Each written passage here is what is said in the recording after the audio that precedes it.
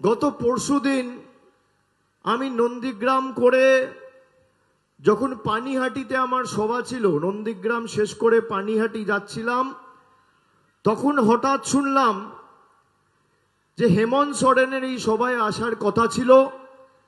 দেশের প্রধানমন্ত্রী আসবেন বলে একজন আদিবাসী জনজাতি মুখ্যমন্ত্রীকে 1 ঘন্টা ধরে তাকে অপেক্ষা করিয়েছে, তাকে হেলিকপ্টারে ল্যান্ডিং এর পারমিশন দেয়নি।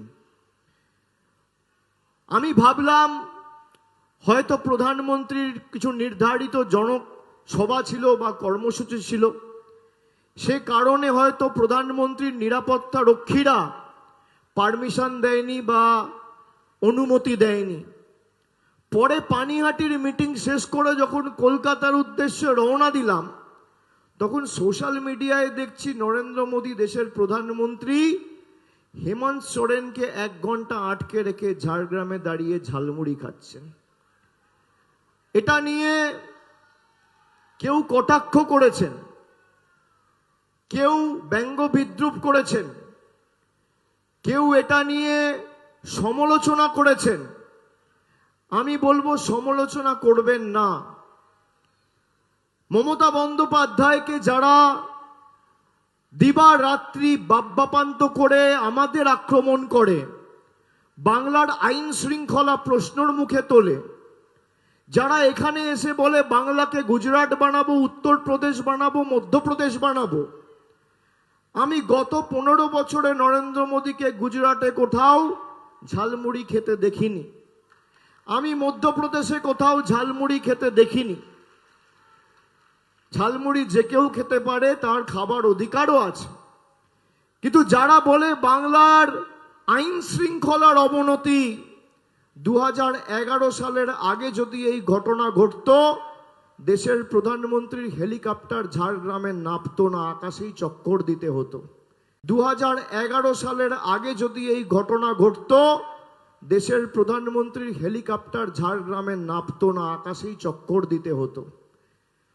আজকে কি পরিস্থিতি ছিল এই ঝাড়গ্রাম, গোপীবল্লভপুর, লালগড়, বিনপুর, নেতাই?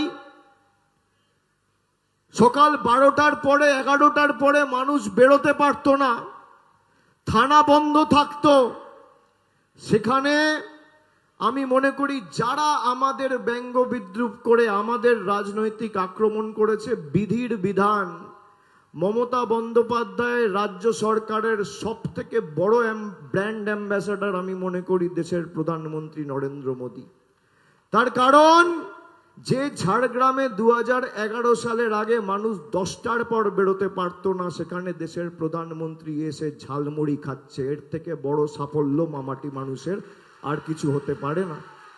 যে দার্জিলিংয়ে 1991-92 এর পর কোনো মুখ্যমন্ত্রী পা রাখতে সাহস পায়নি, কোনো কেন্দ্রীয় মন্ত্রী যায়নি, সেখানে গিয়ে অমিত শাহ আজকে নির্বাচনী জনসভা করছে। এই সাফল্য মমতা বন্দ্যোপাধ্যায়ের।